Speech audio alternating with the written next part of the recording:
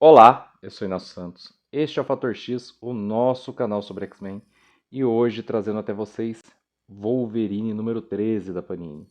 Mais um exemplar, agora trazendo a conclusão da agenda do Fera, mas já emenda em um outro arco, que é a sequência desse. Eu vou explicar tudo isso para você agora. Como sempre, em duas partes. Então o que eu faço aqui? Review sem spoilers, onde eu falo da revista, seu conteúdo, número de páginas, preço, se eu gostei, se eu não gostei. E depois o resumo completo, onde eu conto toda a história que tem aqui dentro, que é mais para quem já leu a revista, para quem não liga para spoiler. Então, sem mais delongas, já vou te convidar para curtir o vídeo se você gosta desse formato, se inscrever se ainda não é inscrito, ativar o sininho para receber as notificações, contribuir com a gente através do Pix, que você pode acessar por esse QR Code que está aqui do lado, ou então adquirindo essa e outras revistas pelos links da Amazon que estão aqui na descrição. Por esses links você dá uma comissão ao canal Fator X, ou ainda clicando no botão Seja Membro e contribuindo mensalmente com o canal e assistindo nossos vídeos de maneira antecipada. Se você não puder fazer nenhuma dessas coisas, volta no começo, curte, se inscreve, compartilha também, já ajuda pra caramba e fica aqui com a gente. Agora vamos lá para a primeira parte, review sem spoilers de Wolverine número 13 da Panini. Wolverine 13 tem 112 páginas, custa R$ 31,90. Traz em seu interior Wolverine, volume americano de 2020, números 31 e 32, X-Force, o volume americano de 2019, número 39, e Giant Size X-Men Thunderbird número 1, que é a revista dedicada ao retorno aí do Pássaro Trovejante, X-Men morto lá durante a primeira aparição dos novos X-Men e que não tinha ressuscitado até agora. Essa história é bem legal, inclusive é a história mais legal da revista. Para você que está acompanhando a agenda do Fera, a conclusão está aqui, nessa Wolverine número 31, só que ela termina meio que continuando, então Wolverine 32 começa um novo arco, Armas DX, que é a sequência, tá? Só encerra a etapa que estava, que era o Wolverine procurando o Fera para tentar salvar ali o Jeff Bannister e sua filha. Isso chega a um final, mas o Fera, o próprio Fera, passa de fase com seus planos. E o número da X-Force é dedicado à reformulação da X-Force. Por quê? Porque vão haver consequências para as atitudes do Fera, e essas consequências vão afetar a equipe que ele lidera. Ele é o setor de inteligência de Krakoa liderando uma equipe de ataque, a CIA de Krakoa, para ser mais preciso aí, e com certa violência. Então isso vai ter consequência aqui, a gente vai ver uns membros novos entrando para a equipe. Eu fico na expectativa de que um plot que foi jogado lá, muito lá atrás, passe a ser melhor explorado. Vou até dizer qual é o plot do Colossus, que quem está acompanhando a revista não é spoiler dessa edição, talvez das edições anteriores, que tem vídeo aqui no canal. Mas o Colossus está sob controle do seu irmão Mikhail Rasputin através de alguns mutantes que o Mikhail reuniu ao redor de si, sob o comando do governo da Rússia. Então ele vai ser mais ativo na X-Force a partir dessa reformulação e talvez a gente veja mais esse gancho que pareceu esquecido aí. Bom, a história do Pássaro Trovejante é a mais legal. Eu acho que a única coisa que ela carece aqui, que cita o inimigo, e fica bem claro no diálogo deles, que os dois já se conhecem, só que o Pássaro Trovejante morreu logo depois de surgir praticamente, né? Então quando que ele fez esse inimigo? Eu tive que pesquisar e descobri que nas páginas da revista X-Force, como o Pássaro Trovejante é irmão do Apache da X-Force, já houve flashbacks onde foi mostrado esse vilão. Eu vou falar isso melhor no resumo completo, mas é um vilão que já fazia experiências com pessoas sem levar em conta tudo que elas poderiam sofrer, e ele vai voltar nesse papel aqui na história do Pássaro Trovejante. Para mim, a história do Pássaro Trovejante sozinha vale a revista toda. Todo mundo sabe, eu não estou gostando dessa fase do Wolverine. Me empolguei com a agenda do Fera, mas ela se alongou demais. Agora o arco Armas de X é só um desdobramento dele. Pode ficar melhor? Pode, mas aqui não tem nada de inovador. Tem os números 14 e 15 ainda para eu ler. Também não sei se vou poder adquiri-los, porque como eu disse em outros vídeos, né? Aqui a gente tem uma revista de R$ 31,90, a revista X-Men por R$ 34,90 e a saga dos X-Men saindo às vezes a R$ 39,90 ou R$ 44,90, dependendo do número de páginas daquela edição, tá puxado para comprar uma revista da qual eu não tenho me empolgado aí com 70% da história. Eu tenho comprado mais para trazer aqui conteúdo para o canal. E também graças à ajuda dos inscritos que têm feito doações e tudo mais, né? Então eu agradeço demais a todos vocês. Recomendo só para os completistas ou para quem quer terminar o arco da agenda do Fera. Vai perceber que emenda ali nas Armas de X, é a sua opção continuar ou não. Ou para quem gosta muito do Pássaro Trovejante, estava muito curioso com essa edição em especial. Agora vamos lá para o resumo completo. Wolverine 31 começa de onde parou o último exemplar, com o Fera recém-ressuscitado dentro do complexo da X-Force, no local escondido.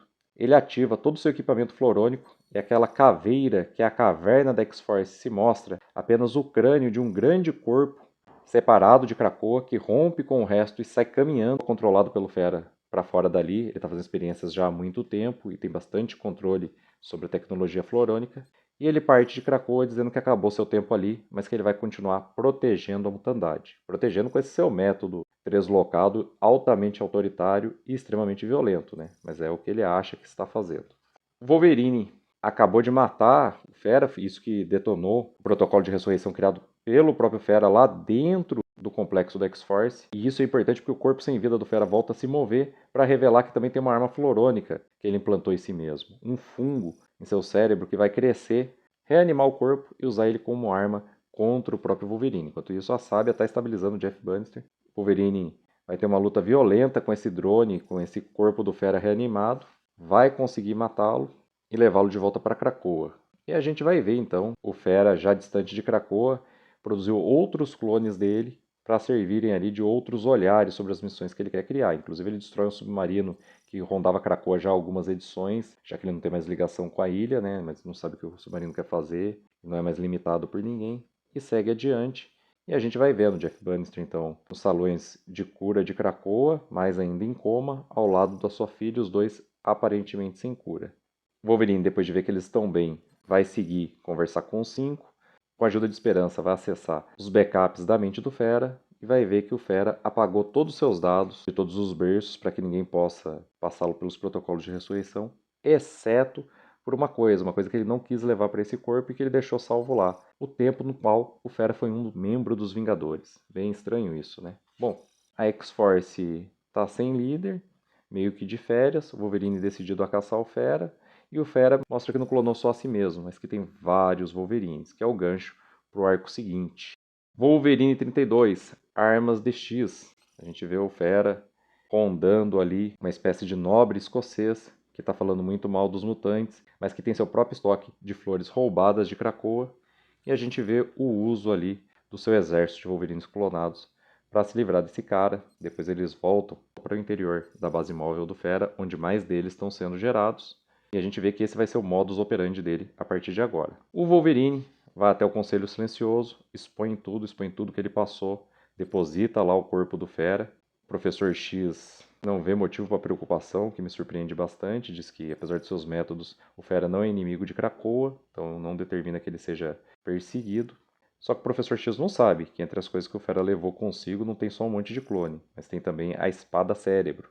Importante você ver lá nosso vídeo sobre os primeiros números da revista da X-Force, né, da revista X-Men com o título X-Force, para você ver a origem da Espada Cérebro, porque ela não é só uma espada, ela tem vários dados importantes sobre Krakoa. Próximo alvo das armas de X do Fera é o Maverick e seu grupo de mercenários. Ele sobrevive e consegue inclusive capturar um dos drones Wolverine que o Fera usa.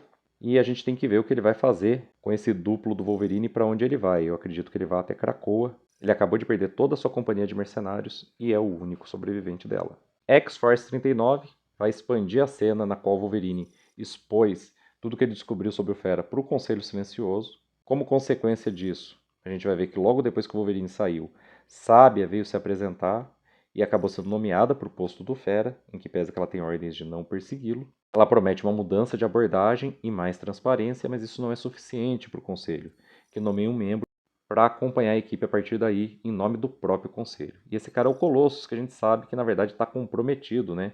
Ele é infiltrado contra a sua vontade o seu irmão Mikhail Rasputin, que está trabalhando com o governo da Rússia, e usa um outro mutante para controlar o Colossus. No espaço, a prisão que o Fera controlava está sob controle de um dos foragidos da própria prisão, que tomou o poder, fez um motim. É um pirata Araki que já foi derrotado pelo Wolverine e ele está vindo para a Terra para se vingar. Fruto aí da reestruturação que a Sábia prometeu, a gente vê os membros remanescentes da X-Force, porque o Wolverine foi em busca do Fera, então ele não está mais na X-Force.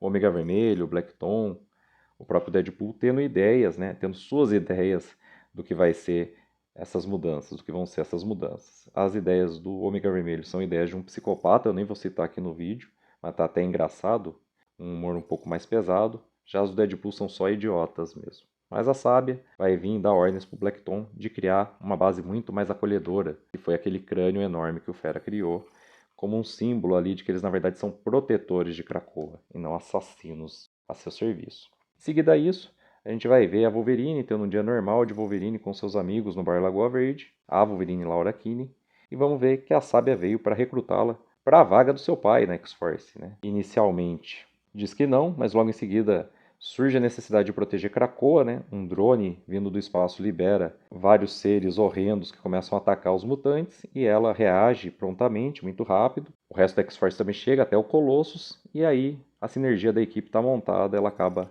aceitando fazer parte da equipe mesmo. A revista termina assim que a equipe terminou de ser recomposta com o surgimento do desaparecido Quentin Quire, que estava morto da última vez que a gente viu, através de um portal vindo do futuro e sendo alcançado ali por um tentáculo que aparentemente é de Cerebrax, a entidade com a qual ele sumiu quando foi dado como morto. Então a história acaba continuando com esse gancho aí e nós vamos ter uma nova X-Force a partir do próximo número. Giant Size X-Men Thunderbird.